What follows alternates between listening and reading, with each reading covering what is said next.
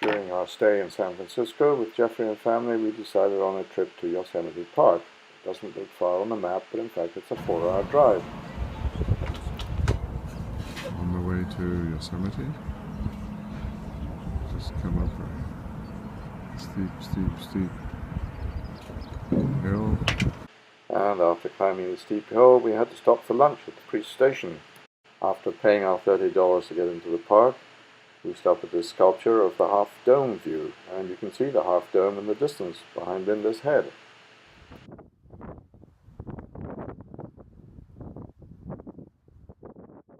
On entering the park, you see El Capitan, and of course we only see a very small part of the park, the valley floor, and it is illustrated on this map.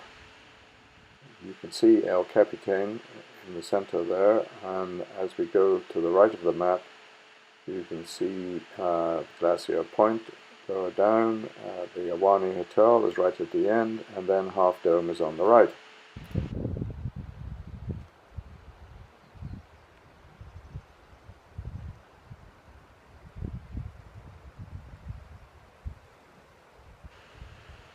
There are a number of waterfalls in the park, including 2 of the longest waterfalls in the world.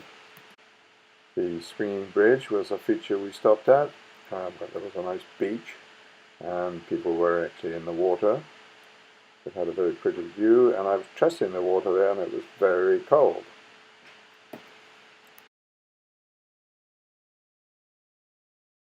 This crow was another feature of the park as it sat there posing for pictures for quite a long time. And then we arrive at the Ahwahnee Hotel. Very nice, if a little jaded, and the view from our room. We then go down for a cup of tea, which is served in a very funny glass. You can't get the tea bag in the glass. Go for a walk and see this beautiful view of the river.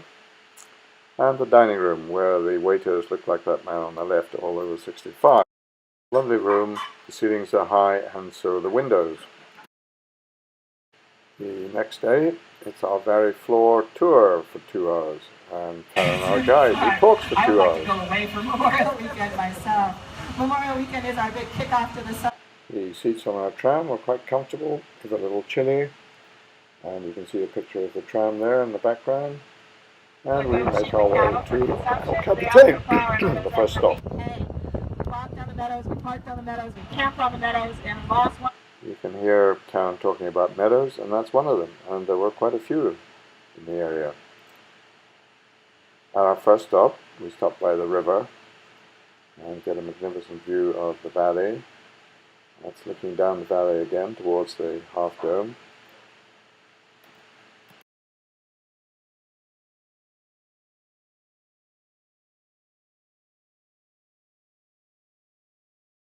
Over here to the right, I'll try to find some climbers up there, no guarantee once again. To give you a sense of scale, if you see the overhang with 3 black stripes, that tree underneath that overhang is about a... It is 150 feet high, and of course El Capitan is the rock face that people like to try and climb without ropes. We did see 3 climbers on the face, but couldn't catch them in the camera. On our way to the next stop, the tunnel view, we pass a number of campsites, and there are quite a lot in the park.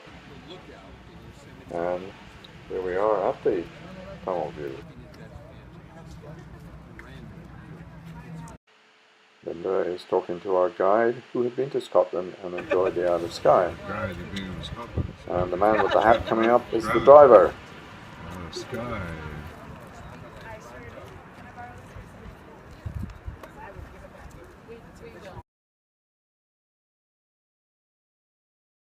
These trees are the California black oaks. And ladies, if we were here 150 years ago, we went down the old drainage for Yosemite Creek. And during the last ice age, as the glaciers were up there, a moraine was deposited. That's a fancy word for dam. After lunch, we filled the car with petrol after a long detour, and Glacier Point is the next stop, 6,000 feet up. And you can walk down to the valley from there in about 2 to 3 hours, apparently. We didn't. The view was magnificent, and of course there was snow up there at some points. And this another dome, the scenic dome, is the sort of focal point. But the view really speaks for itself. It was cold up there, so we didn't stay too long, but enjoyed our visit.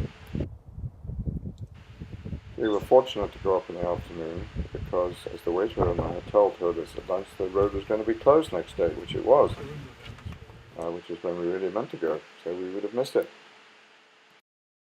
Down below in the valley is the Yosemite Hotel.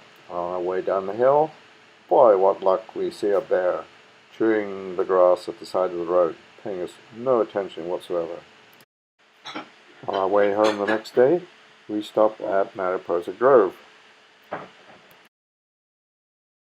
was supposed to be a tram to take us for a tram ride, but there wasn't.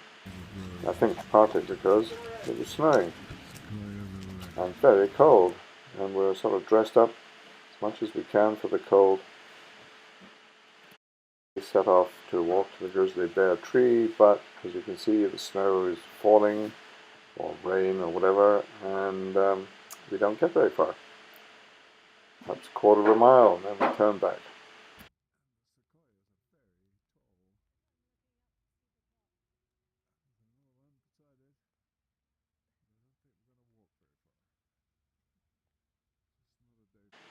We did see this uprooted tree and some pretty flowers, but that was it. I wanted to take Linda sheltering from the rain inside that tree, but the sign specifically said, "Do not cross the fence," so I didn't.